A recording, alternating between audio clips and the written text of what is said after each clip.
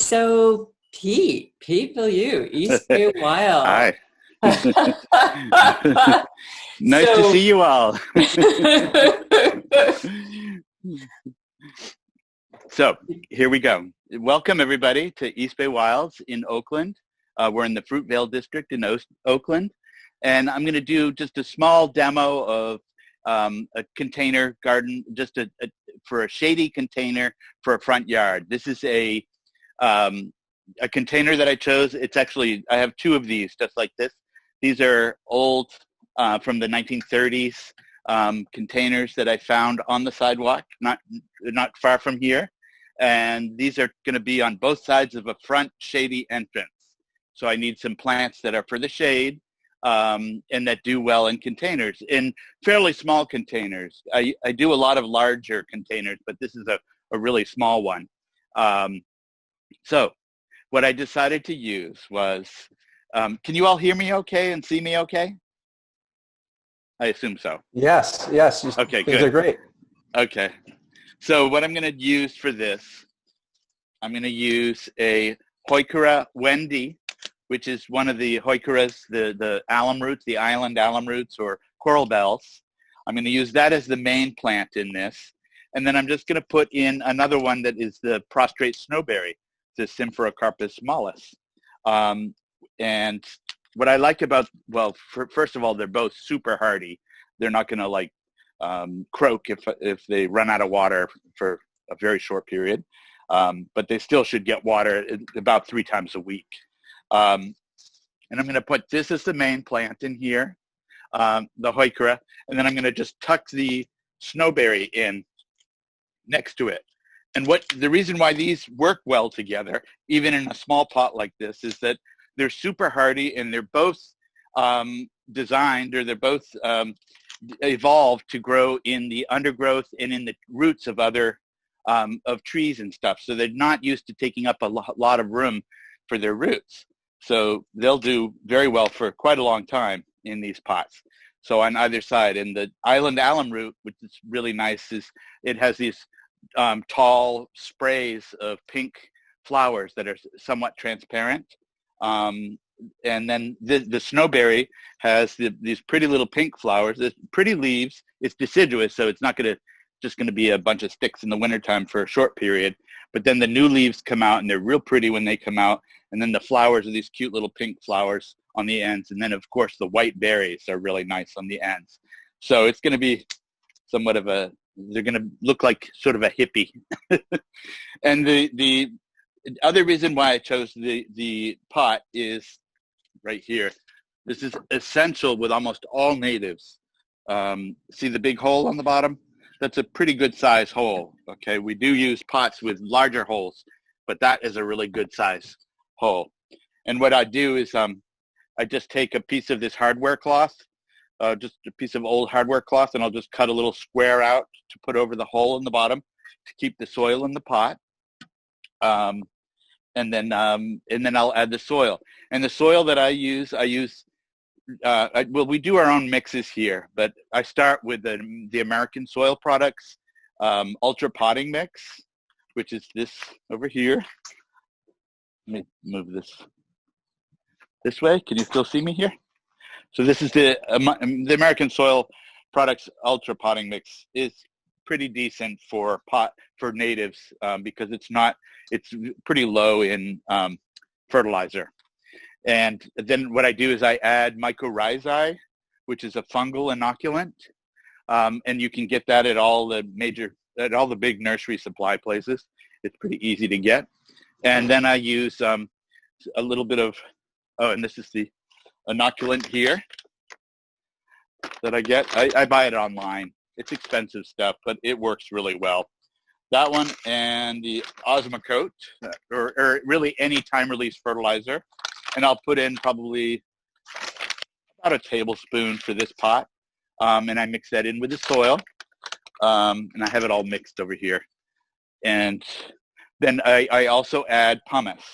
And this is pumice, which you can also get at most nursery supply places.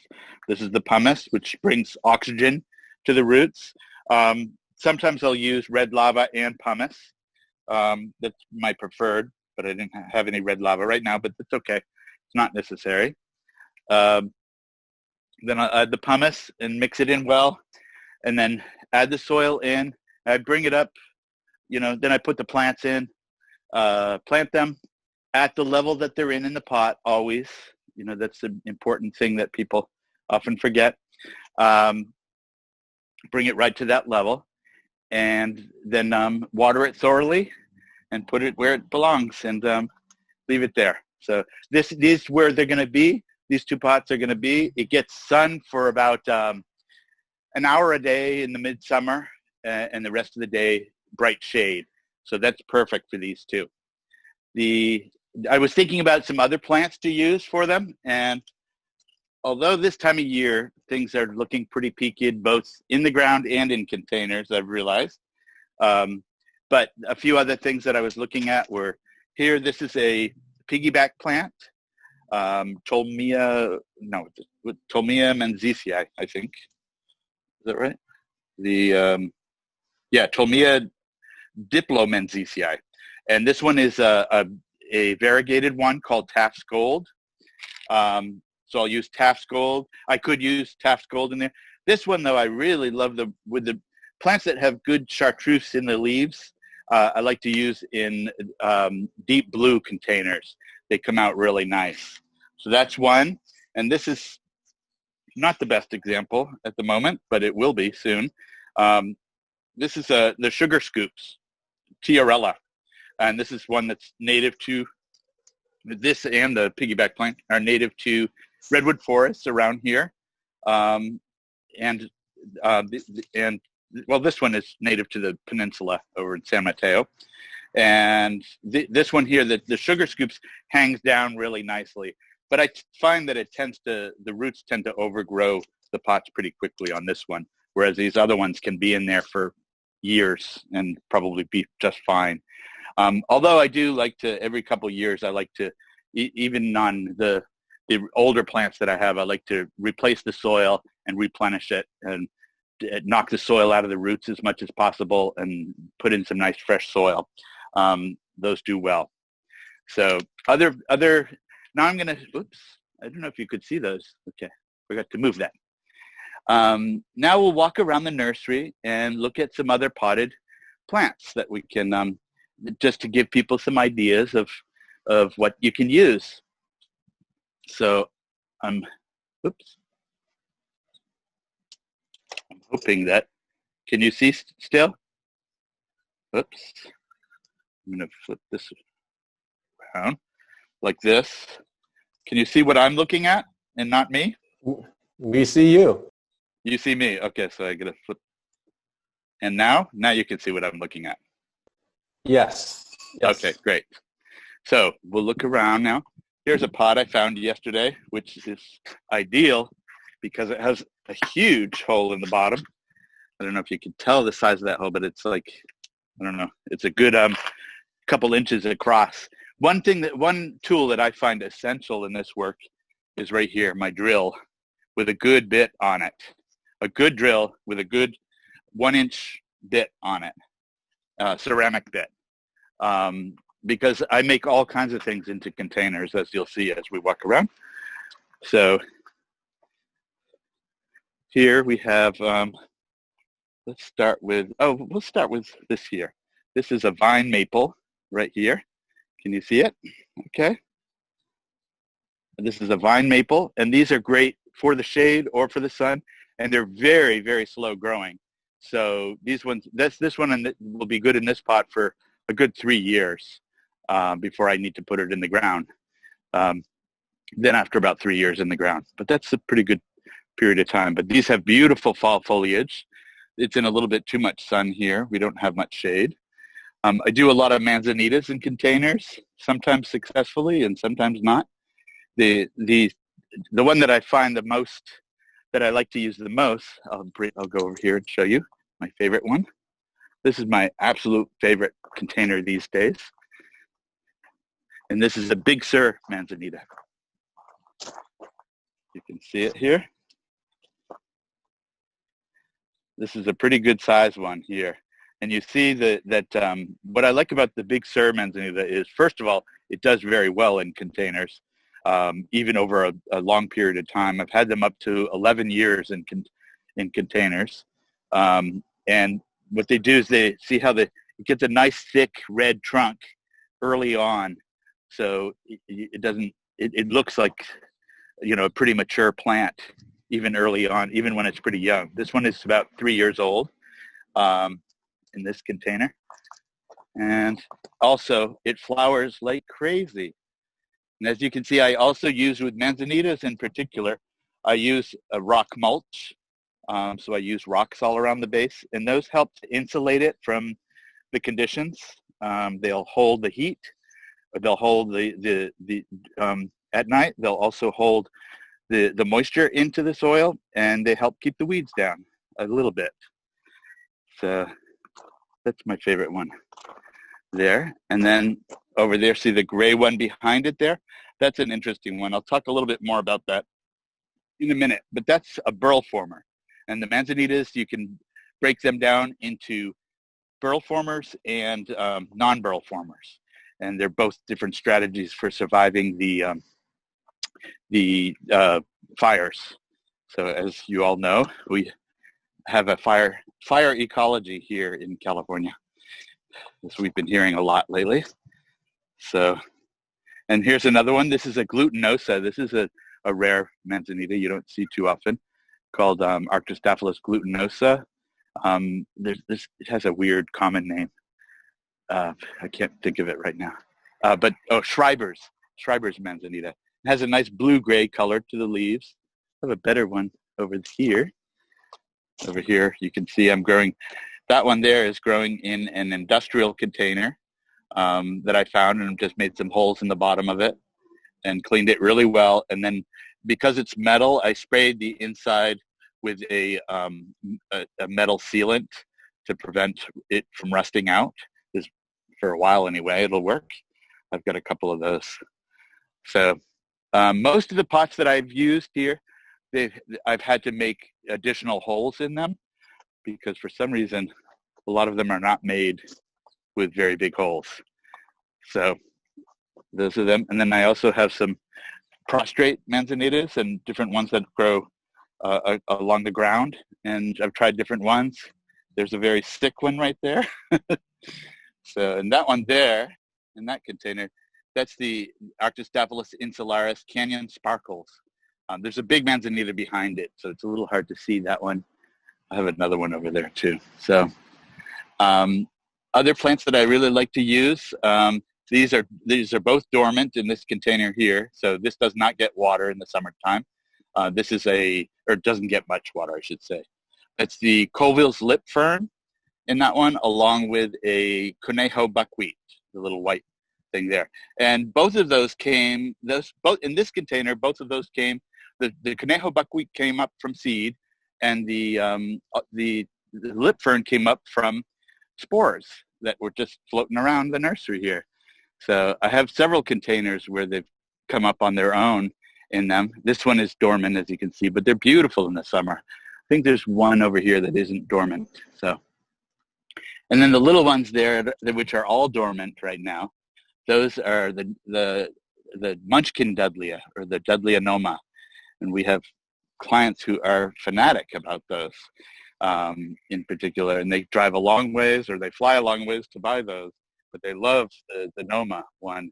And those, I got my original Noma from Tilden Botanical Garden many years ago, and I've just been propagating it ever since, and I've made hundreds and hundreds of them from them. So, and these are all little bonsai containers that I collect, and some other pots too that I just make the holes in. But I collect the bonsai containers for the Dudleyanomas, and I also use the Lewisias. Here's a Lewisia. It's also dormant at the moment. No flowers on it. But and you can see the rock mulch here pretty well. And now here's the other Canyon Sparkles that I was telling you about. This one is, some of these, because we're a nursery, we get to grow everything in containers and not, but for a long period of time, a lot of these would not work. This is one that would definitely be better in the ground. But here's some other Dudleyas here right here is the Dudleya farinosa, which is one of the coast Dudleyas, and which has very chalky leaves. And there's a non-dormant Chilanthus, or partially dormant Chilanthus, the lip fern, the Coville's lip fern. Actually, it's not Chilanthus anymore. It's Mercenides or something like that. Okay, here's another Manzanita here. This one here actually has been doing really well for a long time. This is about 5 years in this container. And this is one, a Viscada Pochella, or the Arctostaphylous Viscada Pochella, or the, what do they call it? The North Coast, I think it is, North Coast. And it has sticky leaves in the summertime. But it has a nice blue-green leaves and really pretty red berries on there. Not red, but they turn sort of a nice sort of coffee color that goes with the stems. I like that one. And what else do we have here? Here we have, oh, here's a really neat one. This pine here. This is a white bark pine. I bought a bunch of these white bark pines a couple years ago. And these white bark pines grow in the very high alpine zones. So I didn't know how they would do, but they were not expensive. So I got a bunch of them, and they've ended up doing really well in containers. And I'm surprised at actually how well they've done at our elevation here, because these grow in very high alpine places. Here's another one here. So, and each one of these I'll fertilize with the correct fertilizer, okay? The pines actually I found do like a fair amount of fertilizer.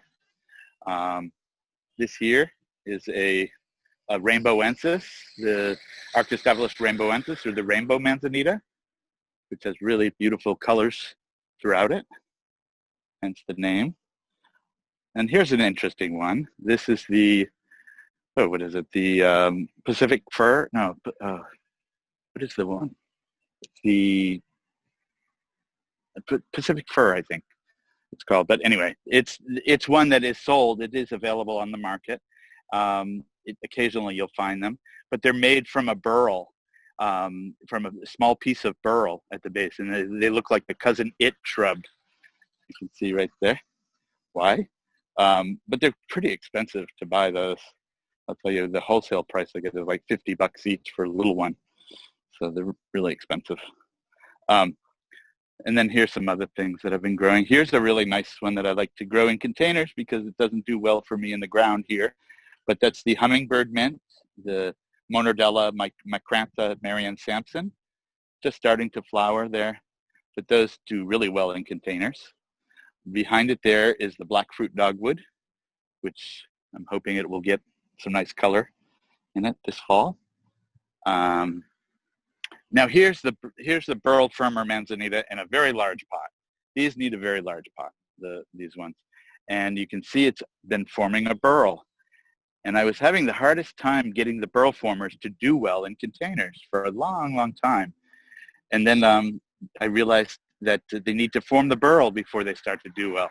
And this, once it formed the burl, which it took 7 years in a container to do, once it formed the burl, it's become a really great large container plant. So, and we do, as you can see, we do have some very large containers.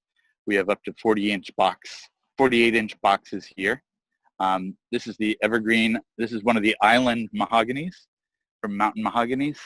This is an island one called Blanchii, and it's an evergreen one. And these get covered with the little silver tassels all over them, the seeds. And this is an explorer's manzanita here, which I don't know if you can see it, but the undersides of the leaves are white and the upper sides are green. So here's a sunset manzanita, which is a pretty common one, commonly available one, which in the ground it gets to about 4 or 5 feet, but in a container it's only about 2 feet. And that's a very large container. So, and that's impossible to move. So, and here's a coast live oak that I've been working on slowly to see how it does. And I've been pruning it a bit. I need to prune it now. but a coast live oak. And the other oaks, I use a lot of black oaks and black oak and not valley, but the blue oak, also the Quercus douglasii. This is an experiment of mine. I don't know how well it's coming out, but this has been about 6 or 7 years. 8 years I've been working on this. This is a shore pine, which is a pine that stays naturally smaller. And it was growing very, very straight, and I decided it was kind of a boring shape. So I put it on its side a few months ago, and now I'm weighting it down to try to get the top branches to come down and be a little bit more interesting. You can see this is this is the Bert Johnson Manzanita in a container. I find it's not the best one for containers. It's going to need to go in the ground soon. Then we have these unusual Monterey cypresses. And here's one that's Aurea. This is one that grows like a pencil. And there's many different kinds of Monterey cypresses that have been hybridized, and they're not really hybridized, but they're selections and cultivars of them. This one is pretty tall, you can see. And that's been in a container for about 10 years now and doing just fine. So, and then I do a lot of these like little miniature scapes. Like I travel, most weekends I go out somewhere in the wild exploring different places. And my whole, I guess what I try to do with containers is I try to bring back a piece. I try to like a piece of the places where I visit. I try to bring it back and try to show what they look like in containers. And that's what I try to do with them. So, and sometimes successfully and sometimes not. Right now, things are so dormant here in most of these containers that I hardly want to even look at them. But there's a few here. Oh, here's one that I really like to use. This one is also somewhat dormant, but actually it's coming back nicely. This is a Aspidotus densa. It's the lace fern, and I use both densa and californica. They're the California lace fern and the serpentine lace fern. This is the serpentine lace fern in a container that's been in there for a long time. I've had this one for over 10 years, and I just divide it and get babies now and then. And there's a very easy plant to grow in a container. This one almost needs no soil. This is a Schooler's polypody fern in a container that's doing really well as long as it's in the shade. Huckleberries can do quite well for a long time in containers. They can get pretty big too in them. And then there's the San Diego sedge in a container. So I use grasses too. This one is beginning to get some fall color. And this is the brown dogwood. And this has been in this container for a very long time. And the brown dogwoods and even the red twig dogwoods do really well in container over the long period of time. So this is I think this is a sugar pine in this one.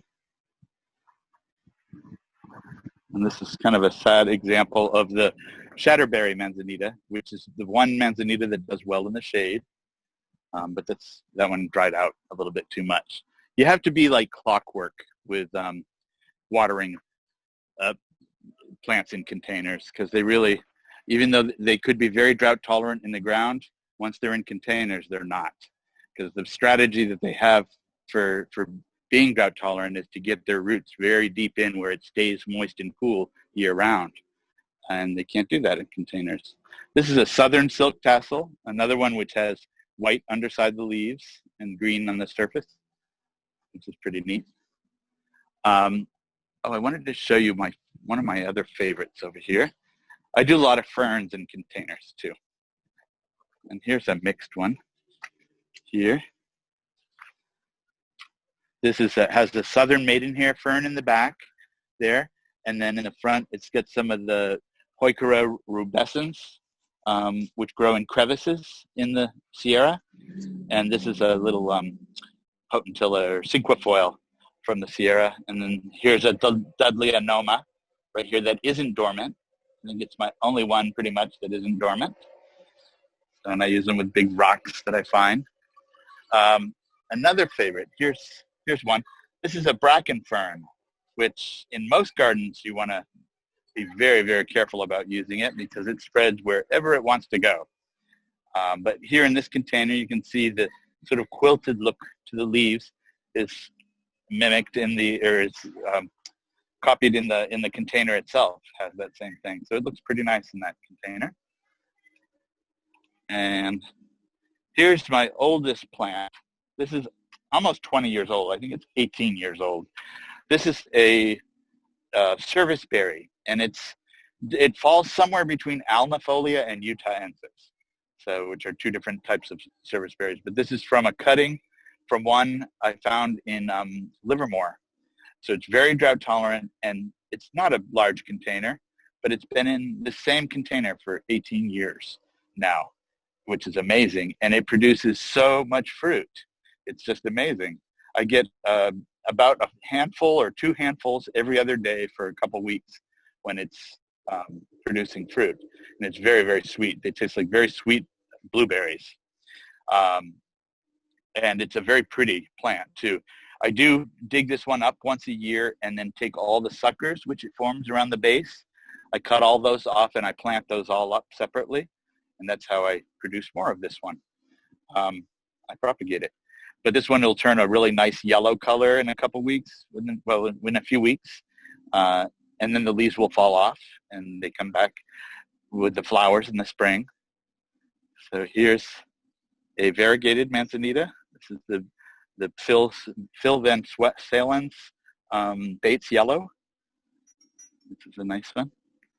And different Dudleys and agaves, agave perii, and kind of a bit sad-looking Arctostaphylous Glutinosa, the big berry. And then grasses. I also use plenty of grasses. This is the leafy reed grass.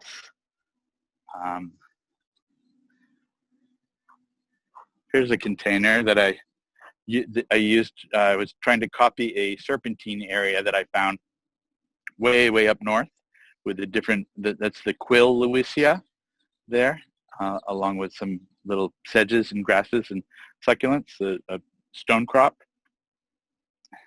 So that's kind of a copy of what I saw in the wild. And here's bird's foot fern in a large container, also dormant at the moment. I'm not looking that great. And some Lewisias. I wish I had a Lewisia that was really flowering right now, but I don't. Oh, over here's another interesting group.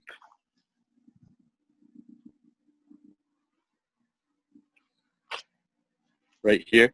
These are, this is an echeveria that just came up in the pot on its own. For some reason, it's not native. But the plant here, this is an elephant tree, or the Bursera microphylla. These were grown from seed. And this is one that needs to be in the dry in the winter time. So the container's perfect, and I keep it under a roof. Here's another one here. But they do get a really nice twisted trunk. At a home in Mexico, I planted one of these in a built-in container in front of the house, and they got the beautiful twisted blue bark and real twisted trunk, very beautiful. And it got, it filled that container nicely, but it's been there in that container for over 10 years and doing really well. So how are we doing on time? We're doing great. We're at 10:30, and we have you until 10:45 or so. But we'd like to save some time for questions. And also, can you tell us how people can get in touch with you, and if they have questions in the future, and your nursery, how can they come see your nursery? Sure. Okay. We're open every Friday from 9:30 to 4 on Fridays, and sometimes on Saturdays as well. But you have to call for that. Facebook, I put up pretty much regularly. I put up what our schedule, when we're going to be open. But Fridays are really the best time to come.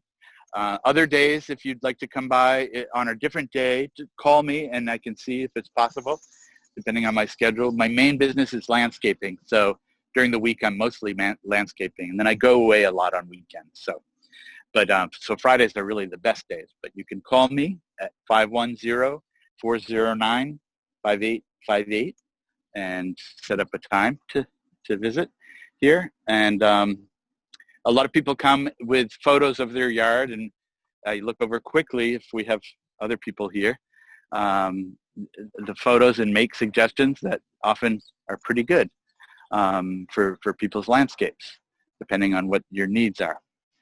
And yeah, that's the best way. And we're located in the Fruitvale district of Oakland. We're at the 28th Avenue and Foothill Boulevard. And if there's room inside the gate, just pull right in. And as you can see, we have a lot of plants. I mean, we have a whole lot of plants. Lots of milkweeds and sages and ceanothus and buckwheats, and a lot of unusual things as well, and things that people have a hard time finding other places. This is the place to find them. So we also sell pots and old pots, used pots and used garden tchotchkes, and I make little sculptures and stuff out of things I find. And yeah, we also have volunteers that come on Fridays a lot and help us do propagation and just maintaining the nursery. So yeah, I'm happy to answer questions as well now, if people would like. Okay, let's go through some Q&A here. Okay. Do you usually do 2 types of plants per container, or do you ever use 3 or more? Yeah, I use up to 5 different plants in containers, in some containers. Let me think, is there any? Here's a couple examples over here.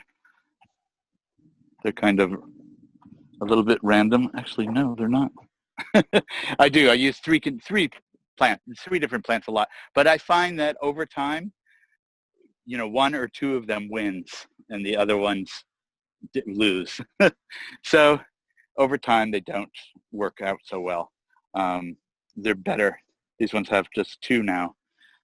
Right there, that's a manzanita, and a ground cover manzanita, and a conejo buckwheat in that one. But yeah, I do have some that have 3. Here's something that I do that is kind of neat for getting more in there, although it's hard to see at this time of year. But this is a manzanita in a large pot, and I plant the seed of the woolly Indian paintbrushes in the containers that have a lot of rocks in them. They really like to grow around rocks. And I just put some of the seed out in the pots, and then they always come up. And they have to be pretty dry. But these have beautiful red flowers for a period. They're totally dormant right now. They're mostly dormant. Look kind of dead at the moment. But yeah, we use other different things too. In containers, we use multiple things. But it's funny, I don't have any at the moment that I can think of. So yeah, what plants were you thinking of? Well, this is the person who asked the question, so I'm not sure we know what plants they were thinking of. Yeah. We have some more questions. There's a lot of questions about soil. Okay. So can you please list the soil mixtures again? Okay.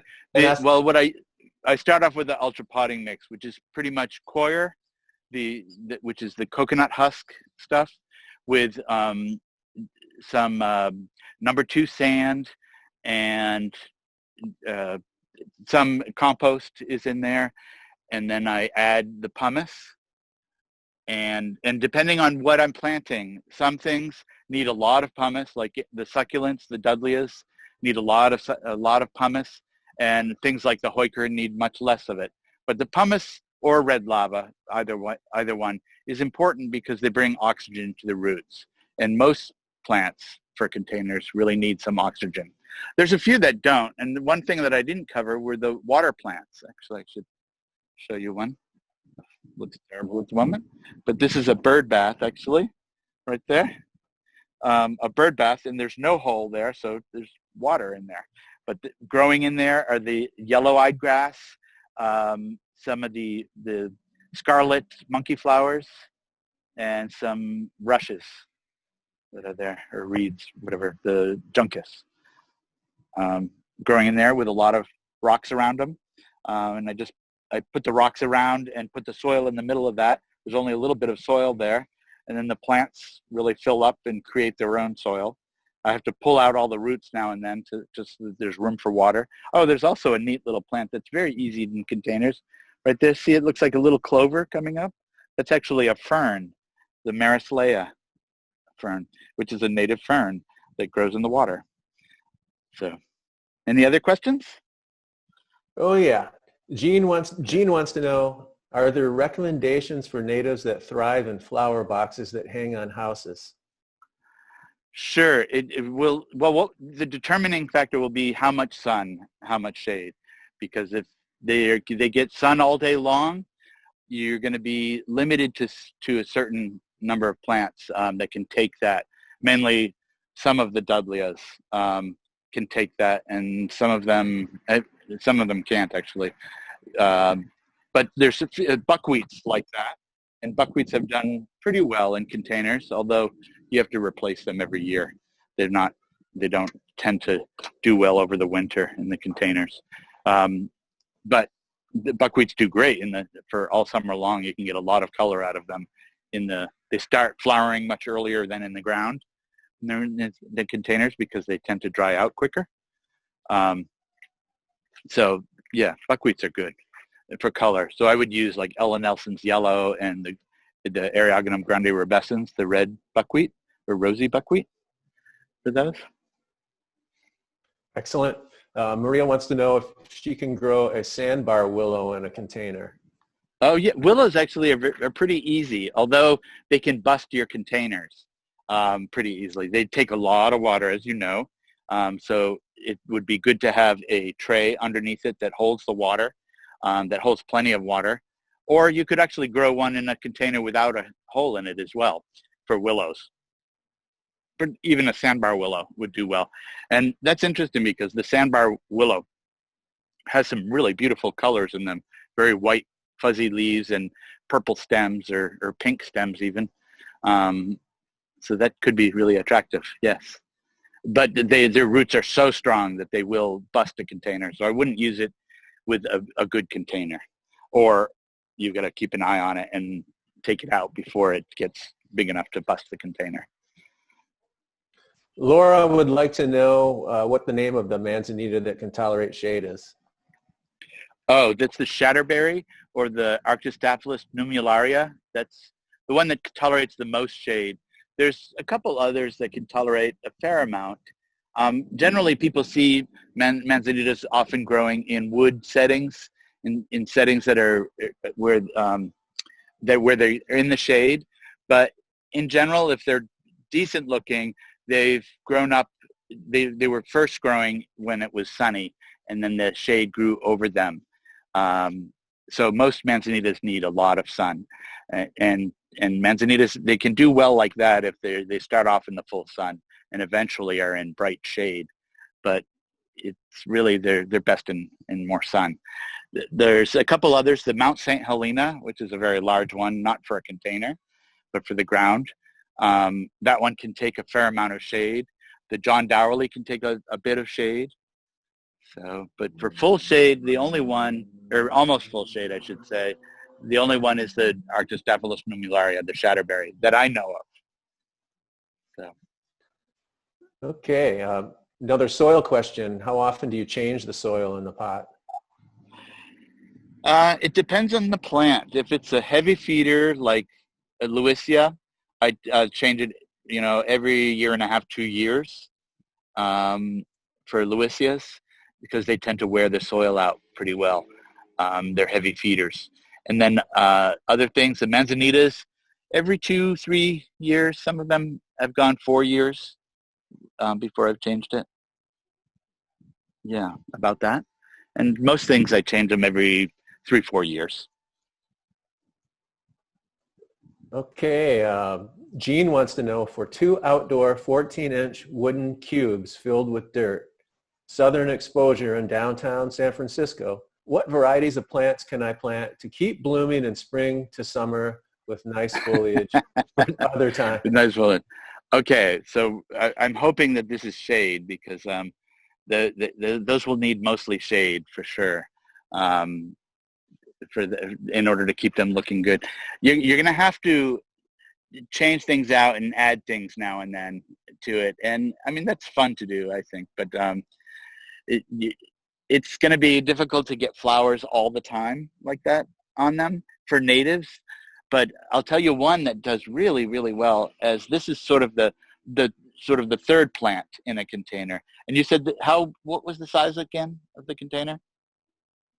I think it's 14-inch, two outdoor. Now I see another one that says 114-inch wooden cubes.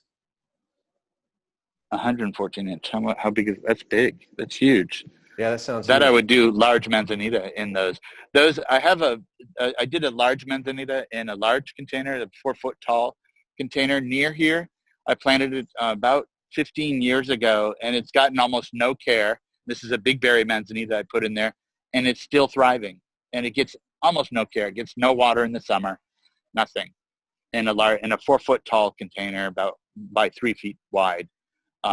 So a large manzanita can do very well over a very long time, as long as they don't get overwatered. People tend to think, they just will overwater it. In the beginning, you have to water it pretty regularly until the roots are really well established. And then some of them can take no water, and then others will need water like once every couple of weeks, something like that. For a large container like that, I would say almost no water once it's established. And a large manzanita, you can use oaks in them, and oaks will live a very, very long time. And then you can do an underplanting, and something that's really nice to use for some nice flower color anyway. The Claytonia siberica, the spring beauties, those are really nice to use, and you can just plant them by seeds. And they flower in containers. They'll flower and in the ground, even if they get some moisture. They'll flower from about February or January all the way into almost midsummer, and then they'll dry up, and you have to pull them out. But then they'll reseed and stuff too, and come back in the next rain. So that's one. But really, I would really look for, more than flowers, I would look for really nice leaf color and texture and bark color and texture. And look for those things, because those are the things that you're going to be living with the most. Things that are usually the longest flowering things would be things. Well, Heuchera is pretty long flowering. The Lewisias, and the Lewisias are just gorgeous most of the time. But right now we just don't have any that are flowering right now for some reason. I did have one that flowered for 7 years. It flowered, or 6 years. It flowered nonstop for 6 years, and then it petered out about a year ago, and took a month off last year, and this year it seems to be taking off longer, about 3 months. So, and I did change the soil on it, but I don't know what happened. But for a long time, the trick to Lewisias are, I would never plant those in a large container. Those need to be in smaller containers that are fairly shallow, and really big drainage holes. And another trick that I found is that the drainage holes cannot be flat against another surface. For most things, you want to lift the container up, even if it's just a 1/4 of an inch off the surface, so that you can use pot feet on them, which these are pot feet here. Oh, I have some right here. These are pot feet, in case don't know what they are. This is a pot foot right there. Use those around them, or something to lift them up so that the hole is not flat against the surface, which will prevent drainage to a certain extent. So it's good to really raise them up a little bit and get air circulation around them, especially for Lewisias and Dudleas. Those are really important.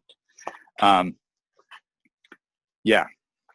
So I would really look at the textures and of the leaves and the leaf color and stuff. Go on. Yeah, we only have time for a couple more questions. Okay.